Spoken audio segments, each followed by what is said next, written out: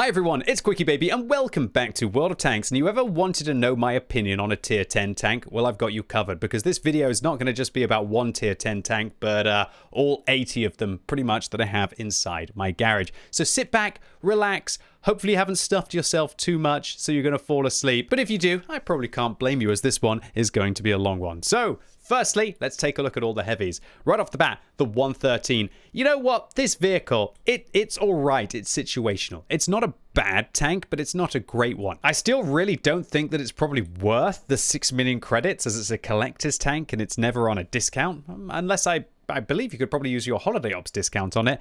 I just think there are better tanks that you can be able to get your hands on, like the WZ-111-5A. I personally really enjoy this tank, so I'm going to put it in the great performance section. However, I'd like to clarify for a lot of you out there who maybe don't like to be at the forefront at the very beginning of the game and dumping rounds, especially gold rounds at your opponent on reload, then it's probably going to be more in the decent choices section. This vehicle for me is just a better 113. It's got better alpha damage at 490 instead of 440, which makes a big difference. And the 113, it has only 5 degrees of gun depression over the front, which is oh so depressing compared to the 5A, which is why this is at least a class, if not 2 classes above. However, some of you out there might actually prefer the 113's very thick frontal armor when you're angling it well. And also the turret on the 113 definitely feels better than the weak points on the 5A, but personally for me, I would rather have the alpha and also that gun depression over the front.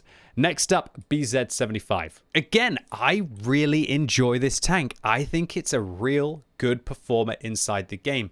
However, what I will say is that if you don't know when to use the rockets and you're not willing to use them to make big bold plays, then this one will definitely probably drop down towards maybe the decent choices or even the alright situational.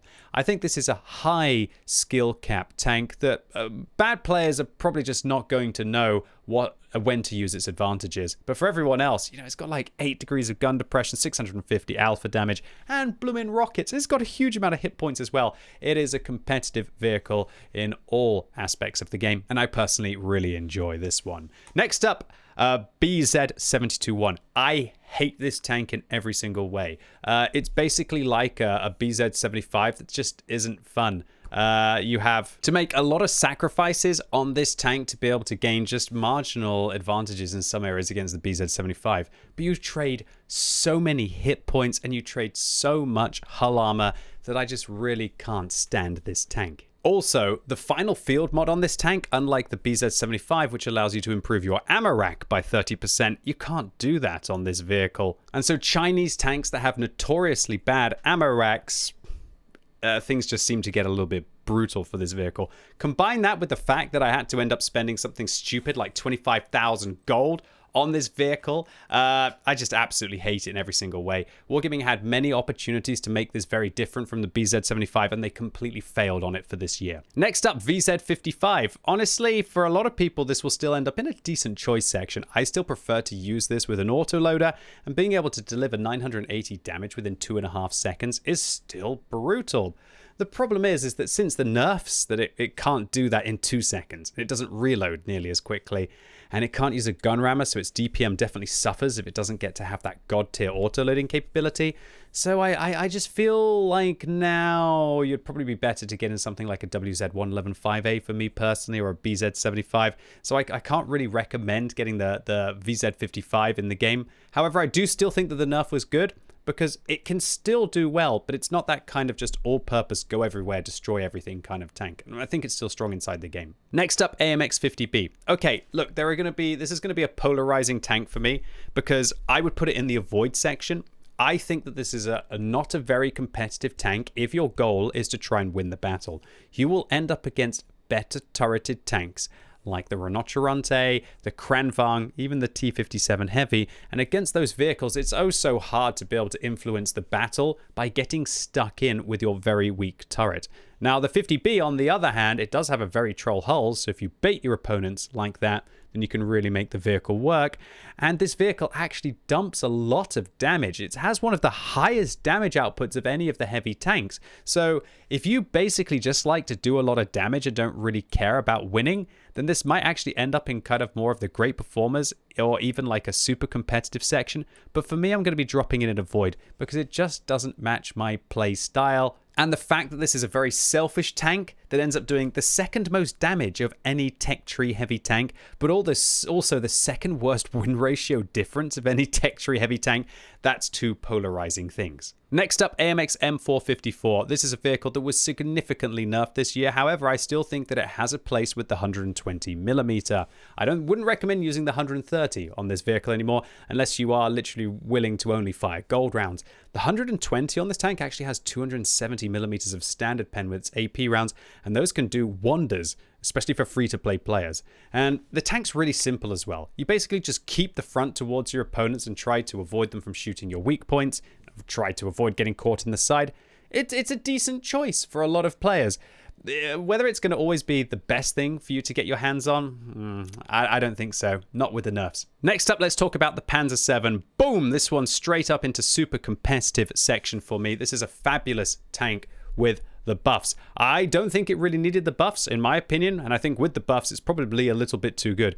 Now it has amazing standard pen, good gun handling, really troll frontal armor, a bit of a weak point on the side, which prevents it from side scraping. But the fact that you can just like shove that hull around the corner, especially against 8s and 9s, and there's nothing they can pretty much do about it, even if they load gold. And it's only really tier 9s and 10s with good gold pen that are able to challenge this thing. Combine that now with also having the firepower outside of just the longevity that it had. This is a fabulous German heavy tank, and I'd say it's probably the most competitive tech tree German heavy tank that you can get your hands on. Next up, let's talk about the Kampfpanzer. This one, it's an assembly shop tank. It holds my damage record in World of Tanks, and I think it's got to go right in the same section as a 5A because it just feels like it's so similar to that vehicle. It has 1 extra degree of gun depression, slightly worse heat rounds, slightly worse alpha damage as well, but better HE rounds, and I'd say the upper hull on this tank is way better than the 5A. It's just the 5A has that brutal 490 alpha and that 340 heat pen, which goes oh so much of a long way, especially as all of the matchups in World of Tanks feel like they're just tier 10, tier 10, tier 10. Next up, the mouse. I mean, this one's got to go straight into the godlike section. It's the heaviest tank in the game, right? It's just so fun to master this vehicle. But I think I've got to be fair. The mouse, for some players, will be in the super competitive section. For everyone, it's probably going to be a great performer. I think everyone's still going to do better in a Panzer 7 these days, but man, the feeling of what you can achieve in a mouse with getting up to like 3,500 hit points and just learning to angle your armor to make people visibly sweat when they're aiming at the mouse, oh, it just feels so good. The problem with the mouse is that as soon as your opponents start to have 320 to 350 millimeters of heat pen, don't want to be in a mouse at that point. But still, when you're in those situations of just laughing, advancing at 45 degrees, putting pressure at your opponents, and feeling like the strength of the mouse's armor, nothing feels the same in World of Tanks. It's still highly recommended from me for all players. Next up, the E100. This one is kind of YOLOing between the great performers and the decent choices. I probably have to put it in the decent choices. It's not a bad tank. I don't think it's as competitive as the mouse is, in my opinion right now, but it's not bad. The great thing about the E100 is you've got two ways to play it. One with the 150, one with the 128. If you're a free-to-play player, probably better with the 150 because you can overmatch with the AP shells and you can fire HE as well. And really, the 128mm on this tank, it demands you to spam gold and use a premium consumable and have a really good maximized rate of fire. Whereas I feel like a free-to-play player can probably make more intelligent trades, occasionally firing a heat round with the 150. It's a good tank. It's my first ever tier 10, and still to this day, when it performs for me, it just feels right. All right, next up, let's talk about the VK7201K. This is a vehicle that I got this year on my free-to-play account, and I can tell you, after playing it on my free-to-play account, this thing is godlike. Because it's basically a Panzer 7, and even though the Panzer 7 has been buffed and has a really good gun, if the VK fires gold, it has 750 alpha and 350mm of heat pen. It does need a little bit of a nerf, I feel. I think Wargaming, if I was to nerf this tank, I would change the heat rounds to probably about 330mm of heat pen. I don't think they'd need to do anything else to this tank. I think that would be sufficient. Maybe make the weak point on the side a little bit weaker, like it is on the Panzer 7. It's a very oppressively strong tank. And there's a reason why this thing is the new meta for picks from Clan Wars and for pub stomping. It's still an absolute pumper in World of Tanks, and if any of you do maneuvers this year, I would focus on getting this one. All right, now let's talk about the Rinoceronte. Personally, for me, the Rinoceronte, I want to put it in the great performance section. It just feels so fun. But if we were thinking about this purely from a competitive perspective, I'd probably put it in decent choices. I still think it's one of, if not the better, of the auto-loading heavy tanks that all get matched up against each other. And when you control the situation, it's a great performer. But when the pressure is put on you, and you maybe whiff one of those shells because of bad RNG, and as soon as you go deeper into the magazine, you aren't recovering in the game. I'll probably put it in the decent choices section for this year, but know that this one is right between those two sections for me in my heart. Next up, Type 5 Heavy. This again is going to be a controversial opinion because a lot of people would probably think that I'm going to put it in the I hate it or the avoid section. I'm not. I'm going to put it in the decent choices section because honestly, this thing is great for average to below average players, and they will do okay in this thing. As soon as you don't use the derp gun on this tank, screw that derp gun, just use the, whatever it is, the 140mm, not the 150mm. If you just be a big old meatball, especially against 8s and 9s, they will not pen you. They will not pen you. It's only really the 9s and the 10s with gold rounds, a bit like on the mouse, that will be able to challenge your armor. Now, I think this one is definitely a class below the mouse, but it's not down towards the bottom of this list. That would be unfair on the Type 5 Heavy. This vehicle, it's okay. I wouldn't recommend getting it. You'll get the mouse, you'll have more fun, you'll be better, and it's the mouse. You got to get it right. But if you liked the mouse gameplay and you want to have something else to be able to collect in World of Tanks, you can't go wrong with this Japanese Heavy. Unlike the other one, Type 71, brand new tank this year. I hate it. I hate it so much. I really do. This vehicle, the big problem with it is the upper hull is just trash. Absolutely trash. It's unplayably trash. There should not be a heavy tank in the game where tier 8s and tier 9s can pen you in the upper hull if you don't have some outrageous gun with crazy alpha or crazy gun depression so you can only expose your turret in the majority of situations. This vehicle does have 12 degrees of gun depression, sure, but you have to use the hydropneumatic suspension, I believe, for 4 degrees of that. Meaning that you're exposing your hull with only 8 degrees of turret depression. And it's just so frustrating. It's basically like an SDB1 from Wish.com. You know, it's kind of like you're coming home from school and you say, Mom, can we go and get SDB1? And then your mum's sitting there saying, no, son, we have SDB1 at home. And you get home and it's a Type 71. And you end up being bullied and you cry yourself to sleep because all your friends are having SDB1 and you have to have Type 71 at home. That got a bit dark, right? But that's how I feel about the Type 71. Despise this thing. And even with the Super Conqueror being slightly nerfed, now that this thing has kind of like the same gun performance that the Super Conqueror had, Wargaming have to address the upper hull. My concern is, with a tank like this, is that Wargaming might very much take it from being a vehicle that only needs really one change, and that's an improvement on the upper hull, and change it to just being god tier by buffing too many things about it. Okay, now let's talk about the 60 TP, the first tank that I ever did 10,000 damage in World of Tanks. I'm going to put this one up into the super competitive section. I think it's great. I think it's absolutely fantastic. 750 alpha, 8 degrees of gun depression, absolute monster. I always seem to just clap big damage games in this tank. Even before I really started to, even before this tank was considered to be meta, I was still clapping some of my highest damage per games in this tank because it's just so consistent. You've got 3 lovely flavors of ammunition. 152mm AP for overmatching or soft targets. The heat for when you need to bludgeon through flat surfaces or go through 51mm armored plates up until about 80 with the heat, I'd say, if they're angled at 70 degrees and more. Or you've also got those HE rounds as well for just laughing at doing like 200, 300 damage to the sides of your opponents if they've got the brass to be able to side scrape against you. 60 TP is an absolute banger, and it's one of my most recommended tanks. Next up, let's talk about the Kranvang. Okay, for some people, this one's going to go into the alright situational section. I'm going to put it in the decent choices. It's still a great tank. Everybody who doesn't do well with this vehicle, it's a skill issue. They don't know where to take the Kranvang. If you know the maps, you know the positions, you know where you can go hold down, this thing with its 12 degrees of gun depression is oppressive. It really is. You're able to dump out like 1,300 damage in like 6 seconds of the first shot. It's a brutal tank to be able to face. You can't really pen its turret. And unless the artillery are able to help you, the Kranvang's just going to sit there and you're going to cry as you bounce off their turret once and once and once again. The issue with the Kranvang is that if you don't have extensive knowledge of the maps, you might struggle in this tank, and so I wouldn't recommend it. All right, FV215B. This one, straight into the I hate it section. It's just so blooming useless. It really is. Horrible weak point over the side. Awful upper plate. Awful lower plate. Gets set on fire all the time. Gets ammo racked all the time. Even though this thing has a very scary 120mm gun, it needs a little bit of durability to go along with it. It's a very frustrating tank for me to play because it has so much potential, but it just doesn't manage to fulfill it. It's a big letdown. Next up, Super Conqueror. And you know what? Even with the nerfs to this tank, where it used to be more like up towards the great performers and super competitive section, I still feel that this thing it's not going to be for everyone because of that hull armor, but I'm still going to put it in the great performers. It still slaps. It really does. Just gets on a ridgeline and grinds out its opponents.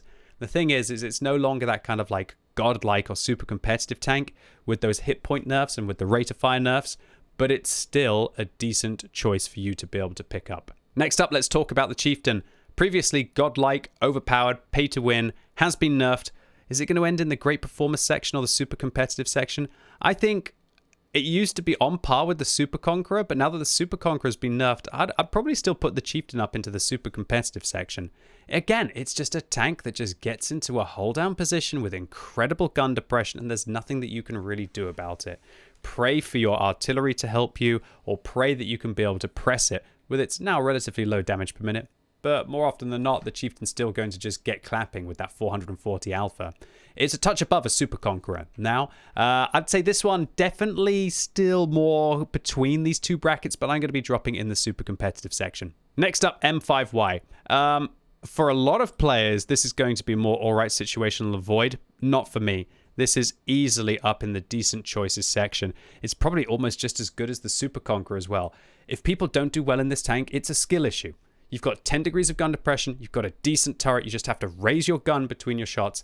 The big problem with this tank is that a lot of people are probably using the larger caliber gun on this vehicle, and that's a mistake. This tank is meant to be played with the 105 and have to spam heat when you need it. Get yourself intuition, you've got a fast reload, switch between the shells, use the right ammunition for the target, and just grind your opponents out.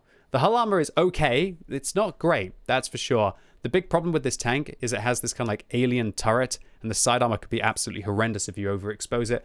It's still a decent choice if you are a good player. However, for players out there who you're going to do better with a Super Conqueror. It's simpler, you know. You'll do better with a variety of these other vehicles like the AMX M4. So for those players, it's going to be more like all right situational. But for me, it's in the decent choices section. Next up, T57 Heavy. For a lot of players, I would say all right situational if your plan is to win games. But if your plan is to just sometimes make your opponents cry with incredible heat pen and able to do 1,600 damage within 6 seconds of the first shot, it's a decent choice. Again, it just depends why you play. For a lot of people, you'll want to win. This isn't the tank for you. It's not a very influential vehicle. It's a predator tank, and it uses its allies to deal damage to vulnerable targets. A bit like a 50B. It's just, unlike the 50B, which is kind of hiding 200 meters behind you, spamming gold rounds at tanks as they try to flank you and take you out. This one's, at least it's by your side, just still a little bit behind you going, oh mate, could you take that hit for me so I can come round and... You know, yes. So that's the T57 Heavy in a nutshell. Next up, T125. This one is a great choice. It's a great choice. So while I'd say that the Super Conqueror is hovering between decent choices and great performers, I'd say the T125 is hovering between great performers and super competitive. So I'd say it's a touch above the Super Conqueror, whereas the Super Conqueror is a touch below the E5, but I'm probably going to put it in the great performers section. The issue with the T125 is while it absolutely pumps with regards to its damage output, in those really close games, its weak point just... It just annoys me. And do you notice how all of the vehicles who are godlike and super competitive, they don't really have those weak points on top of the tank. And so, for example, if I'm in a T125 and I'm stuck on a ridgeline against a Super Conqueror, it's going to be a tough fight for me to be able to win. However, am I playing against tier 8s and tier 9s and I have to expose my hull and it's not about sitting in a hull down position, only exposing my weak point? T125's coming to farm. So it's really one of the best tanks that you can play on a map like Ensk when you need firepower. But far from ideal for when you have to sit on a ridge. Next up, Object 260. Full disclosure, I really don't like this tank. I really don't. For me, it's like a non-fun IS-7 for some reason. But again, I think it's probably a skill issue for me. I have to put this thing up towards the great performance section. I think it's a touch below all of these vehicles. But for a lot of you out there who want to complete the first set of personal missions, the 260 is still a good choice to go for. Good heat, good mobility, good APCR, the kind of tank that you can just angle, not quite at 45 degrees, but more like about 30 to 40 degrees. And you'll often just be able to completely negate all but tier 9 or tier 10 gold rounds from going through you consistently. Next up, Object 705A. This one, it's a tough one. I think for a lot of people, this will probably go into the great performance section because they'll absolutely love to side scrape in this tank. However, for me, I'm going to put it more towards the decent choices section. I don't enjoy this vehicle because it's just so boring. It's good, great performer, or super competitive with regards to its side scraping capacity, but for me, so boring. I hate just going, I'm going to go on a corner and I'm going to side scrape and slowly grind out my opponents and I'm going to win the game. Oh my goodness. On the other hand, you know, sometimes you can have fun in this vehicle by getting a turbo on it and you weigh 100 tons. You can go and you can ram and you can bully and it feels good until you realize that you've got a very frustrating 152mm that just doesn't want to actually do what you want it to. And then when you whiff and you've got bad damage per minute, oh, it's a frustrating tank. I don't like it, but even I have to admit that I don't want to play against it. Next up, Object 277. I'm going to put this one in the decent choices section. A lot of people will do better than this than they will do in the 5A and the BZ75, for example.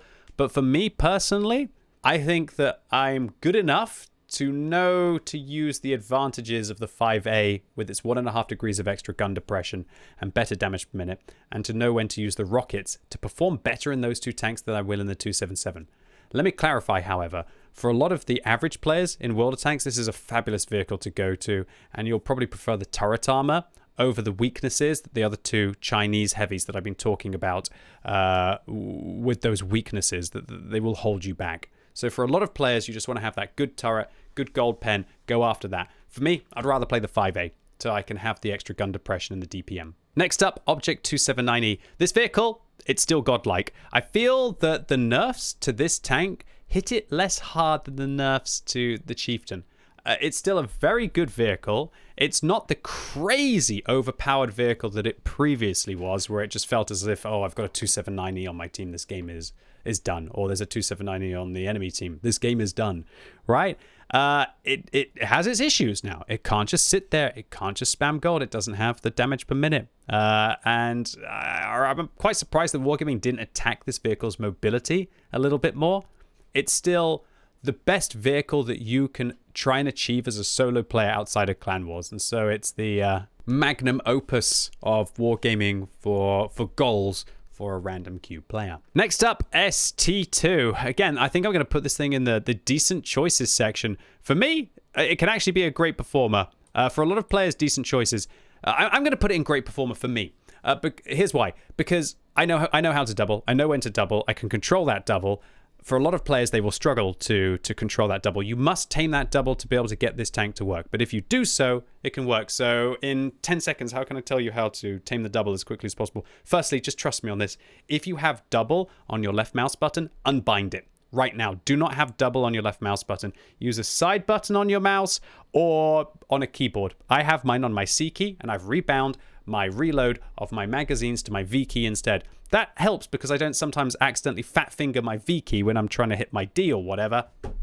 Didn't think I'd ever say that on YouTube. So that helps my auto loaders for a little bit of consistency. And by having the double on my C key, it means that I have natural mouse movements and I don't have to like claw my hand by pressing like a side mouse button when I'm prepping the double, which makes the aim a little bit smoother.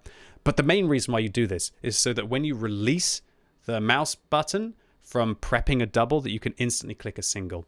And so for example, I'm holding down my C key, I let it go, and then I can instantly click a single, and it's instant. you can instantly stop prepping a double and fire a single instantly if you unbind from the mouse. So do that. That's my biggest tip for you for ST2 drivers. It's a good tank, good hold down, been buffed this year. I think it's a great performer. Next up, Object 780. This one, it's a decent choice. I don't think you're ever going to be able to get your hands on the assembly shop tanks again, I should say. And even if this one comes out, it's just so whatever. It's got funky armor, but for every time that it's funky at bouncing your opponents, it's funky for getting penned by them and making you cry as it gets set on fire. It's just such a whatever vehicle, really, with poor damage per minute. One of the best things that happened for this tank this year was Crew 2.0, so now that you can actually have more crew skills on the vehicle, it still doesn't make me want to play it anymore. Next up, 452K. This one, it should probably go in the decent choices section as well. It's basically like an IS-4 that just isn't really as fun for me personally. The 7 degrees of gun depression is nice, but I'd rather play an IS-4. And again, if you see this thing for sale, I really wouldn't recommend it. I don't think anyone out there is going to have a better time playing this than they would do in an IS-4, so just get the Tech Tree tank. I'll give Wargaming one thing about this vehicle though, it's fairly pretty. Next up, IS-7. Okay, look, here's the thing. If you're a terrible player, this thing will be godlike, okay? If you're an average player, this thing will probably be like a decent choice. However then, if you're an incredible player, this thing will once again be godlike. The crazy thing is about this vehicle that awful players will just hold down W and go and annoy something, and somehow magic will work and it will work out. Okay, average players, they will know what they're doing. So they won't do those stupid plays that work in the IS-7, and they won't make the push play, and they'll try and like trade intelligently, and they'll give their opponents room to breathe, and they'll start loading gold, and then they'll cause issues for the IS-7. And then you'll have the incredible players who are so confident that they realize that they just need to kind of rush in anyway, take stupid equipment on the vehicle, and just go absolutely raging ham against their opponents. And for that, I don't think there can be probably a more fun tank in the game for Heavies. I absolutely adore playing this tank with a turbo, grousers, and a spool liner, and then take fuel instead of the medkit and just go absolutely crazy ham in this vehicle. I can't really leave it in the godlike section unless this was like godlike fun.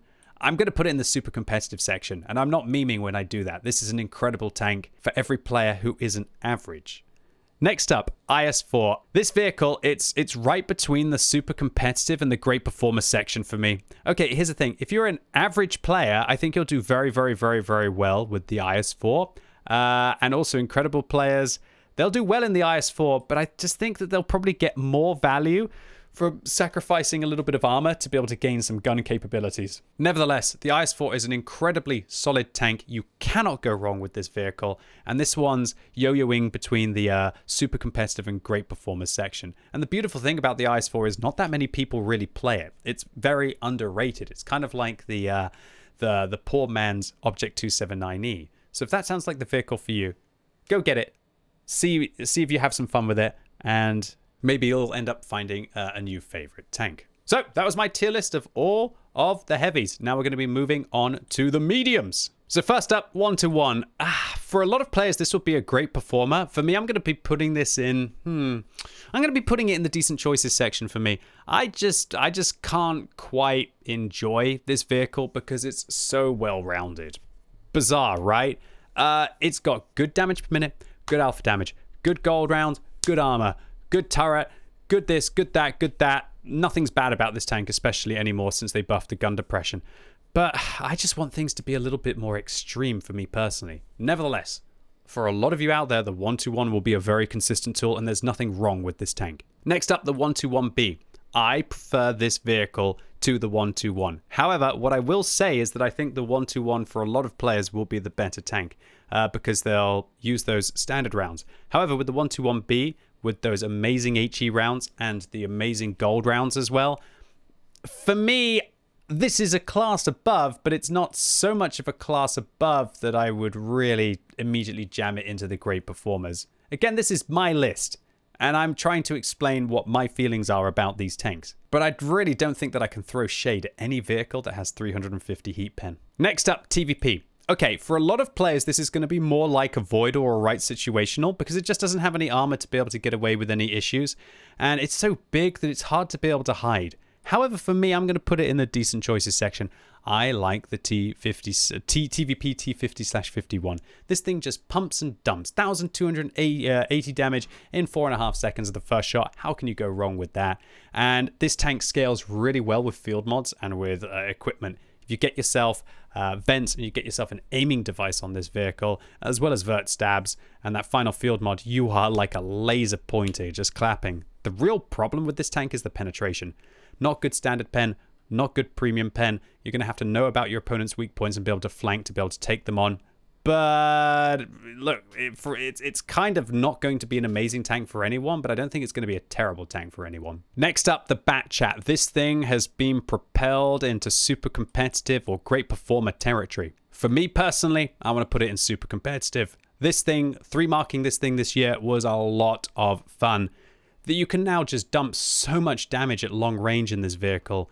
And while it still has an issue of a long reload and its armor is a little bit awkward when it gets found out, this thing is a sneaky damage dealing monster that can still be played as an all-in, you know, screw you kind of assassin. One of my favorite changes about this vehicle this year was the amount of ammunition it can carry. Now that you can carry 2 extra mags, that's like 1 extra mag of gold and even a mag of HE for when you really want to get a little bit spicy against an FE405, for example. Love the Bat Chat 25T, one of my most played tanks of all time, and it's a tank that I should keep playing. Next up, E50M. Okay, so back in the day, I'd probably say I'd hate this tank, you know, the whole, oh, E50M is weak and all of that. For me, for fun, it's godlike.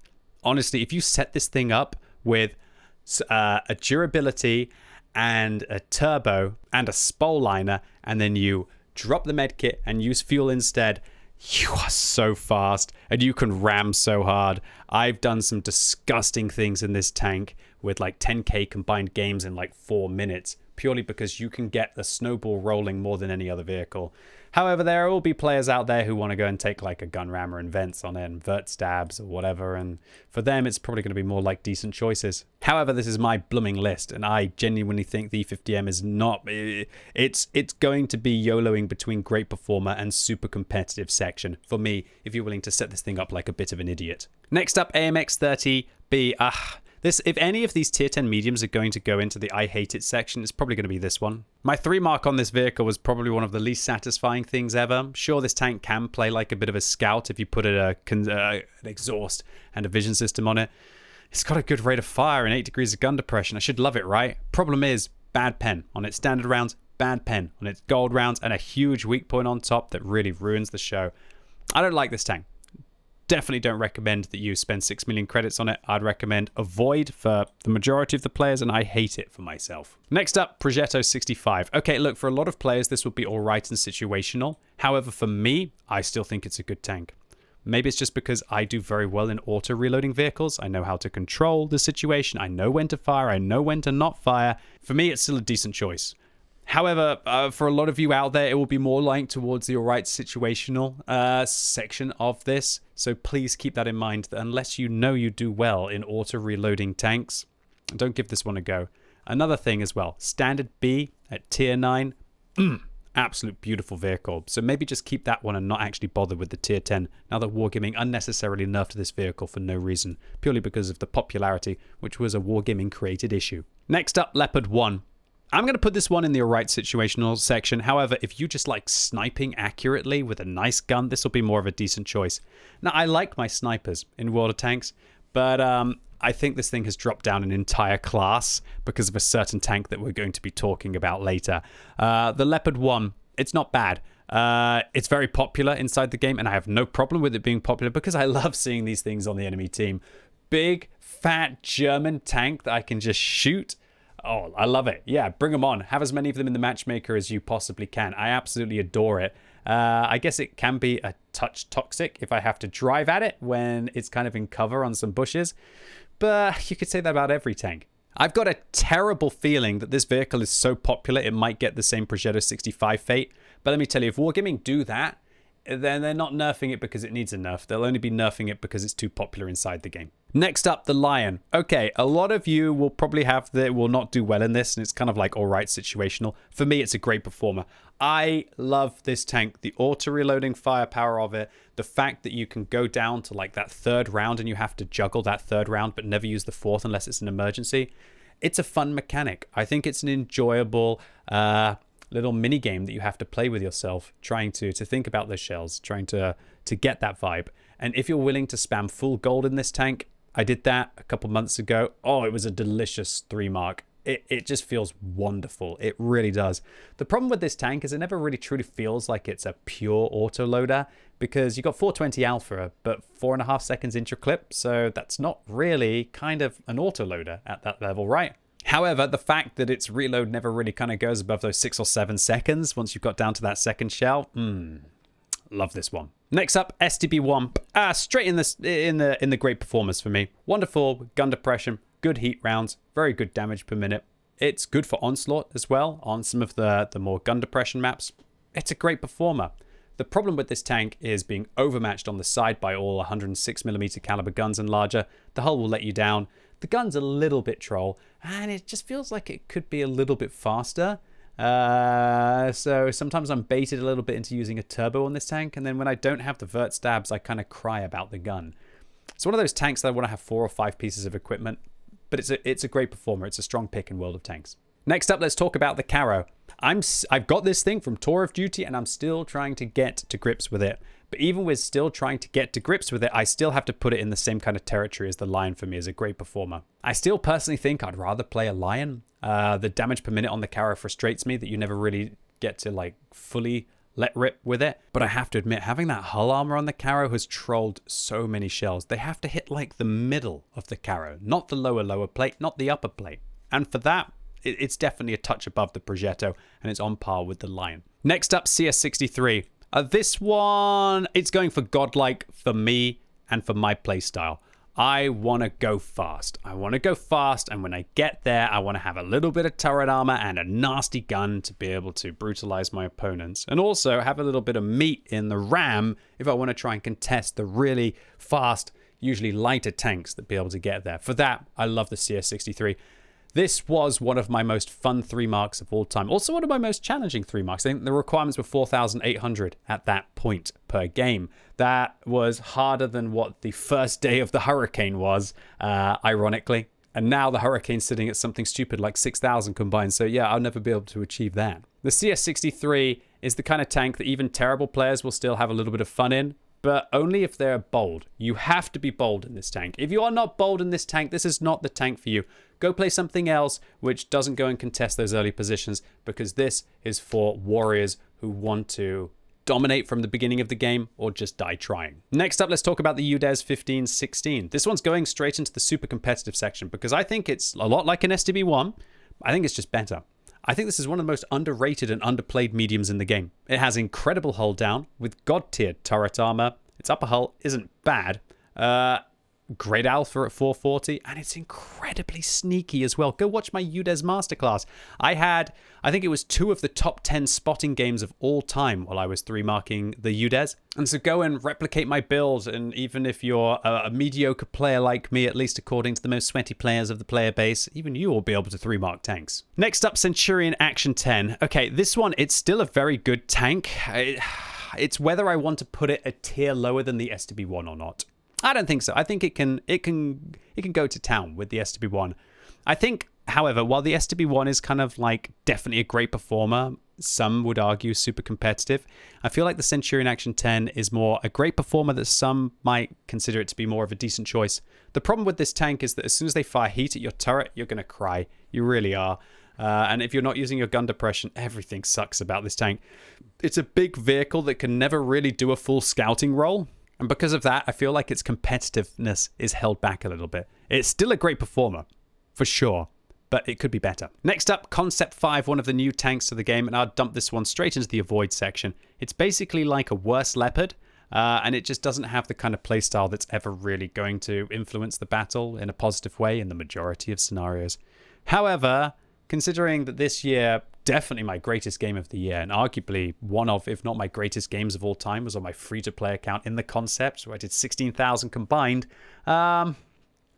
shows you it doesn't really matter how bad a tank is if you get it into the right scenario and play well. Nevertheless, I can't recommend the Concept 5. Avoid it unless you know what you're doing. Next up, Vickers. This is basically a British Leopard, but it doesn't have the speed and it doesn't have the alpha damage, but it has a very similar gun.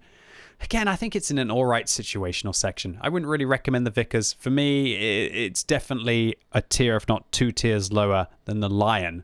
But then again, maybe I know how to control that vehicle from its magazine potential. A lot of people will probably think that Vickers is a more decent choice. But yeah, for me, I'd rather play a Centurion Action 10. Sacrifice a little bit of the gun and have a little bit of the armor. I can't really see a world that I want to play a Vickers. Next up, let's talk about the M60. For me, I'm putting this in decent choices. I really like this tank. Now, look, I'm not saying you're ever going to be as competitive as some of the vehicles that have a better profile and no weak point on top of their vehicle. But the M60's gun just feels like a laser pointer. It really does. This is a fabulous tank. My preferred build on this vehicle is something like gun rammer vents and durability so that I can bait people with my side armor and then hopefully overwhelm them with superior firepower. Look, not everyone's going to do well in this vehicle. Don't think that you can go and spend 15,000 bonds on this tank in the store and you're always going to have a good time. But I think, for me, it's a step above the Leopard, purely because of you can get away against Tier 8 and Tier 9 tanks occasionally with the armor, and the Leopard never does. Next, let's talk about the M48. This tank was buffed this year, but nobody seems to really care, honestly, and it's my most played tank of all time. However, I can't really, now that everything else has been buffed, just keep cheering for the M48. Even though it's been buffed, I don't really want to play it anymore.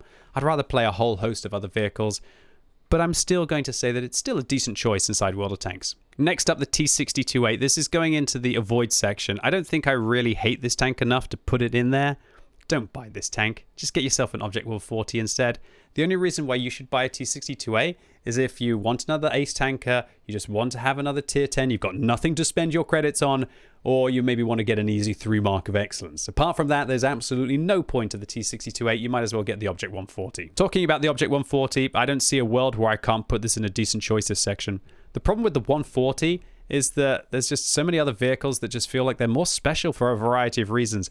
Super heavy armor, autoloader, incredible gun depression, autoloader, like overwhelming gun depression, and better alpha damage. I think the 140 is still a very good tank to play inside World of Tanks. I just think that there are probably now better Soviet mediums that you can be able to get your hands on. So is the T22 medium one of them? Okay, look, for a lot of players, this is going to be all right and situational. For me, it's got to be between decent choices and great performers. I'll probably put it in a decent choice, but it's so close to being a great performer. This thing's hull armor is so troll that when it works, you will have games that you just feel like you laughed at your opponents, that you insulted them as you grinded through their lines. However, for every game like that, all it takes is one knowledgeable player who knows how this tank's armor works to either load the heat to shoot at it or just to not whiff the shells and wait for you to be able to expose yourself. And then, yeah, you're going to struggle. Next up, K91. Okay, so if you are a good player, this is a super competitive tank. It really is. Incredible laser pointer gun, fully traversable turret, incredible camo rating. You will have a great time playing this tank. I would thoroughly recommend Bond gun rammer, Bond vents, and a level 3 experimental turbo. And you will it just feels like you're cheating, firing every 4 seconds with this 320 alpha damage. However, I'll be real with you, if you don't set this thing up correctly and you don't know how to min-max the tank and the games that you're going to get in, it's probably down towards the decent choices of great performance section. However, for me, it's super competitive, if not godlike kind of tank. Next up, 430U. Straight into godlike. I don't care what people say. This thing is still the best tier 10 medium tank in the random queue for influencing all kinds of maps and all kinds of battles. If somebody said, QB, you've got to go and get the best win ratio that you could possibly can solo in a tier 10 medium, I would play the 430U.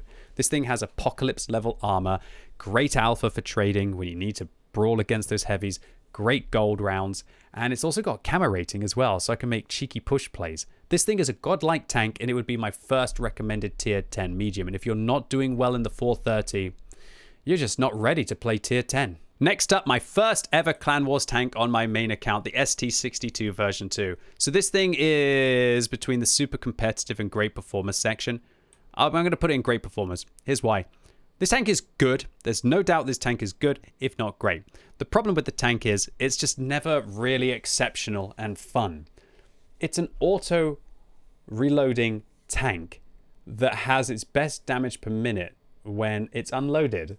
But even when it's unloaded, it doesn't really have great damage potential. So it never really feels like it's truly special like a TVP, but it never feels like it truly gets going like an Object 140. However, the fact that you do have the autoloader definitely puts this in a class above the Object 140, I'd say. But honestly, I'd say there's better Soviet medium tanks for you to be able to get your hands on. And for all of you going, where would you put the Object 907? I don't have one of those yet. Maybe I'm going to get it this year from Maneuvers. Hopefully I'll get it this year from Maneuvers. And wait for my 2025 tier list, I guess, to see where the 907 would go in. So now, ladies and gents, boys and girls, let's move on to the tank destroyers. First up, WZ-113, which received a very big buff. It's a great performer. Get in, 750 alpha, use the 3 flavors of ammunition to add spice to the battle. The problem with this tank, I guess, is that it's never truly the amazing assault tank, and it's never truly the amazing sniper, and it's never truly amazing on a ridgeline. But this thing is just a brute. It can do everything, get everywhere.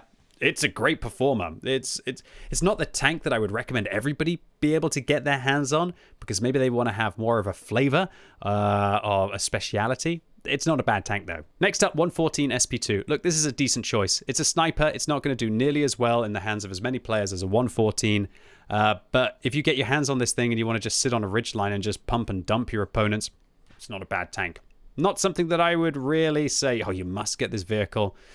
But maybe a lot of you out there will still enjoy its playstyle. Next, we'll talk about the AMX Foch B. This thing, I think it's a great performer. Just get in, hopefully load gold, and clap your opponents. One thing I will say is this is a very expensive tank to play properly. You have to fire 6 rounds of gold, which is going to cost you pretty much about 30,000 credits per magazine. But if you pen those shells, that's 2,400. You don't need to do that too many times to have had a very good battle. Combine that with some AP shells, hopefully, for like eco towards the end as you're chasing damage. You'll do well in this vehicle. I mean, how can you do wrong in a tank that does 2,400 damage in 10 seconds? There is no other tank in the game that feels so demoralizing to just get caught by and double tracked as a Foch B. And that's why I would still recommend this tank. Next up, the Foch 155. This one, on the other hand, is more alright situational. This gun trolls. It really does. When it works, it works. When it doesn't, you got 750 damage per minute. I wouldn't recommend this one if you don't have the Foch B. Just get the Foch B, see if you like it, and then see if you want to get a Foch 155. But the Foch B is just better in so many ways. Next up, the Griller. Look, for a lot of people, this will be a void and alright situational. No, I'm going to put it in the decent choices. It's not the tank that I would pick if I was forced to get the best win ratio that I possibly could. But this thing just so consistently deals damage. If you set it up with a full accuracy build, with a caminet, not a caminet, sorry, an exhaust. Let me clarify, an exhaust. Don't use a caminet on any of your tier 10 tanks, as well as an experimental turbo. You could do really well in a Griller. You can. You'll pump shells against your opponents, and it's so satisfying to hit clean shots where the shell went exactly where you aimed it. And that's because it does when you set it up. 0.2 accuracy you can get this thing down to. It's a beast. Talking about a beast, it's time for the Jagdpanzer 100. Okay, so look, here, while the Guerrilla would probably be between the alright situational and decent choices, depending on what kind of a player you are, the Jaeger will be between the great performers and decent choices. I'm going to slap it in great performers. It's definitely a tier above the Guerrilla. This thing has the highest penetration of any shell in the game, 420 millimeters of heat pen. It just laughs. It just rebalances entire heavy tanks. The Jaeger is an absolute monster of World of Tanks, and it's one of the last tanks that I want to sit in front of until it's fired. And then it's quite a cumbersome thing. You know, you can be able to flank it, get its tracks off multiple times, or just fire gold rounds, hopefully in tier 9 or tier 10 tanks through its cheeks, and then you'll be farming. Next up, WT Alpha E100, which made a reoccurrence into the game this year for the September event for the Waffenträger. Honestly, if they were to release this vehicle in the game, I'd put it straight into the I hate it section, because it's just so toxic for the game, right? The only tanks that have fun against this are the tanks that catch it when it's reloading. Everyone else, awkward. It just sits there. What can you do? Drive around a corner into a tank that can do 2,500 damage to you within like 8 seconds of the first shot? No thank you, can't really do that, especially when it's got 350 millimeters of APCR pen. And also, they just create these scenarios where it's just so unsafe to push in unless you're a light tank or a medium tank that has good view range. Horrible tank for the game, and I really hope that Wargaming don't add it into the game as an all-year kind of thing. Next up, Minotauro. Godlike. Godlike, godlike, godlike, godlike. It's the best tier 10 tank destroyer, even with the nerfs. This thing is a touch above in almost every regard for influencing the battle. The problem with the Minotauro is that unless you want to take a tank destroyer and play like a heavy tank on a ridgeline, you're not really a TD at that point. It's interesting that the TD that's most like a heavy tank is the one that I would clearly put in the godlike section of the tank destroyer tier list. And that's because heavy tanks are just more competitive. I would recommend this to everyone. Everyone must get a Minotauro, but eventually you're going to get bored of kind of just crushing your games. Next up, Ho-Ri. Okay, so if you're a free-to-play player, honestly, the Ho-Ri is down towards the decent choices or great performers section. However, if you only fire gold, it's more like super competitive great performers section. I'm personally going to put it in the super competitive section. And the reason for that is that if you, like me, you don't mind just spanking gold at your opponents, you have 360 millimeters of AP pen. Let me clarify, that's more like the equivalent of having about 400 millimeters of APCR pen because of the extra 3 degrees of normalization. Of course, if you're shooting a completely flat surface, the APCR pen would be better. But that AP and the neutralization of up to 5 degrees of angled armor before the calculation takes place is disgusting. This Ho-Ri, it just claps. It really just farms. And if you can get some really sweaty equipment on this tank, it's one of the more competitive damage-dealing tank destroyers out there. Next up, let's talk about the Buit-Skavitzer. Okay, look, for players out there who don't really want to just go in and be raging ham, this is going to go in the avoid section. However, for me, I've got to put it right in the middle, in the decent choices. And the reason why I'm doing that is because there will be players out there who don't have fear. There will be players out there who just want to go in. And for those players who do extreme amounts of damage very early on in the battle to be able to create a snowball, they will actually have a very impressive win ratio in this tank. The real interesting thing about the Buit-Skavitzer is that the averages in this tank must be dragged down by casual players so much that it's making this tank look like it's actually balanced. The thing is that in the hands of an experienced player, they are going to be able to rip and tear until it is done. Next up, let's talk about the STRV-103B. For me, this is clearly a decent choice. I wouldn't say that it's a great performer because for a lot of players, you will struggle with trying to find your place on the battlefield. This thing is not just a sniper. It is a great sniper, but it's not meant to only snipe. If you sit back and you only snipe in World of Tanks, then quite often you can let the enemy team just get an overwhelming advantage, and then you're not going to be able to handle that kind of like 1 versus 5 at the end of the game, at least every time, right? The good STRV players out there, and maybe this is bold, I would consider myself one of them, they will become a great performer in this vehicle. Get yourself a turbo as a must. Turbo is the most important piece of equipment. A gun rammer and either coated optics for certain maps and durability for other maps, and harass your opponents and pressure them, and you'll suddenly be like a medium tank without a turret. And if you can manage to get into that kind of scary aspect with the 350 millimeters of APCR pen, man, this thing is brutal. Next up, FV215B183. It's all right. It's situational. You know, it's got some armor. Can be able to side scrape. Can be able to laugh at your opponents if you manage to pen the Hesh rounds. It's putting all of its eggs in one basket, and I just don't think it works in World of Tanks in this case. Next up, FV405. Same situation. I'm going to put this one in the avoid. I'm not going to put it in the I hate it section because while it's really annoying to get one shot by these things, man, they're so easy to spot and so easy to farm and so easy to play within their reload. I love farming FV405s. It feels like it's free damage. However, every evening, once or twice, I get hit so hard by this vehicle that I kind of regret thinking there's such an easy meal on the battlefield. Wouldn't recommend this tank. There are far better British tank destroyers to get your hands on, like the Badger.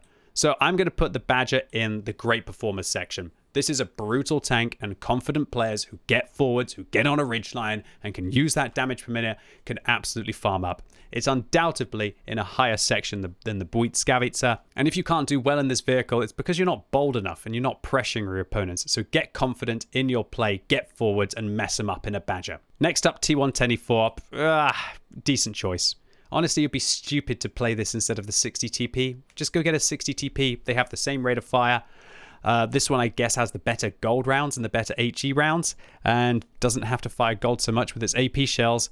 But you're going to be so awful with regards to your weak point, your cheeks, your horrible side armor, your profile, your less gun depression. Just get yourself a 60 TP. This is an interesting tank destroyer that tries to be a heavy tank, but just actually fails so badly in both regards that it's not a good tank destroyer, and it's definitely not a good heavy. And I really wouldn't recommend this one. I still have to put it into a... I'm dropping in the alright situational, actually. Alright, T123. This thing, okay, from like a competitive perspective, it is super competitive. However, what I will say is that it's quite boring. So for a lot of players, this might be more down to great performance or decent choices. But I have to respect the T123. It's a super competitive tank. It's oppressive, just gets on any kind of a position.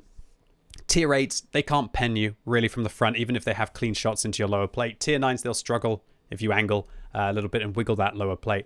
And you can just clap. Amazing AP, amazing APCR, amazing HE. This is still one of the most competitive tank destroyers in the game and gets a firm thumbs up from me. Next up, Object 268 version 5. This is an alright situational tank. It's a lot like a T124 within that regard. I wouldn't recommend spending your bonds on this thing in the store. It's got really good ammunition, a lot like all of the other tank destroyers in this comparison.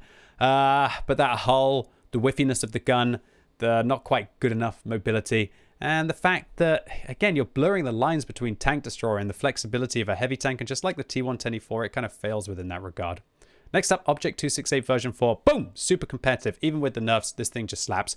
You just got to be bold. You got to go pressure your opponents, ram them, bump them, do whatever. This thing works in competitive scene, like maneuvers as well. Lobstep, for example, played the Object 268 version 4 all the time, and we ended up getting a stonking win ratio. You think the Object 268 version 4 isn't dangerous, and then there's one in front of you pumping you with 650 damage, and you have to hit the weak point on top or try and find an awkward angle, and it's just driving and derping around in front of you. And then suddenly you go, oh man, yeah, this is a pretty good assault TD. Great for winning the game, great nerf by Wargaming to take this thing from being godlike down to the super competitive section, and still one of my most recommended tank destroyers. Next up, let's talk about the 268. This one's right in the middle of the road. It's basically like a Soviet Grilla within that regard, but it has a bit of armor to be able to get things done. It's definitely not a great performer. It's definitely not alright and situational. It's just a complete average TD. And while it's not as special as it used to be with those 450 heat rounds, the 395 still gets the job done quite often. And if you want just a decent Soviet TD, then pick this one up. But I just think there are so many others that have so much more to them. And I think that considering how close this one is to the 113, I'd probably get the WZ 113. So those were my tank destroyers. Now let's move on to the light tanks. So firstly, WZ 1321. It's alright, it's situational. If you can manage to make the turret armor work, you can have a bit of a giggle. I just don't like this tank. I'd rather play the others. It's not the perfect scout. It's not the perfect damage dealer. I'd rather just go play a medium tank if I want to have something with armor. I don't enjoy this tank. Alright, next up the Tessac. Okay, look. I got to put this thing in the avoid section because it's not a competitive tank. I'm not going to put it in the I hate it section because I actually really enjoy it.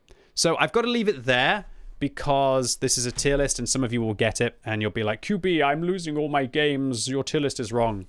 However, I'm going to add a caveat for the Tessac, and that is that even though I lose more games in the Tessac than all of my other tier 10 lights, I have more fun for some reason. This thing's gun claps. It does. When you're penetrating 75 shells in like a matter of seconds, and you have the ability to do 1,800 damage with your HE shells, killing literally an entire lightly armored tier 10 tank. Man, it's a fun tank. 12 degrees of gun depression. I think the Wargaming have done a pretty good job with this vehicle. I think they should have tweaked its stats just a little bit, but if they'd given it a little bit too much, this thing could have just broken the matchmaker. So I think they did the right thing. It's very fun, just not very competitive. If Wargaming can, I don't know, bring the competitive up just a class, I don't really want to see this thing going up to the godlike section because it's just so fun inside the game. And I think if that happens, we'll see so many of these in the matchmaker. Get the Tessac, give it a go, see what you think. Don't think that you're ever going to win any games, but just have some fun, hopefully, while playing, because that's what a game is all about, right? Next up, the EBR 105. I'm going to put this thing in the great performer section. I don't think it's godlike. I don't think it's super competitive. I think it's a great performer. Since the nerfs, it's not in the best of positions. And since a lot of other crew skills went into the game that kind of made it easier to be able to hit this thing, like the shell velocity increase or the ability to switch to HE for those intuition. The EBR is definitely not a bad tank, but it's not close to being godlike like it used to be. So now the AMX 13105. This one, look, I'm going to put it in the great performer section, but the thing is that I want to put it in the super competitive section. I think it's a great tank. I really do. I feel like it's definitely on the same class as the EBR 105, if not being a class above. I think both of these tanks are kind of sitting both between these two brackets. The 13105 is amazing when you're on a map which requires you to do damage. The problem with the 13105 is that when you get onto those pure scouty maps like Prokhorovka, Malinovka, Murovanka, you're kind of going to struggle compared to the more competitive light tanks in the game. It's still a great tank. Just make sure you have two builds. One, firepower with your vert stabs, vents, and maybe even a rotation device.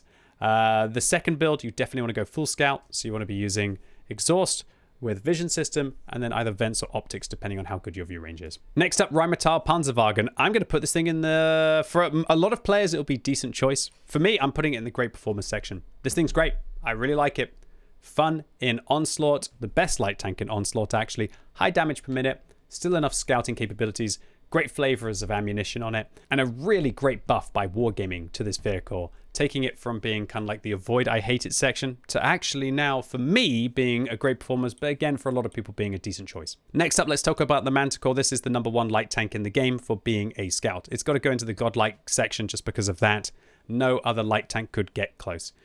The problem with the Manticore is that it's so sweaty that you might feel a little bit of pressure while playing it, but maybe that's just me. I don't actually get my best win ratio in the Manticore compared to all of my other tier 10 lights, but maybe I'm just not patient enough.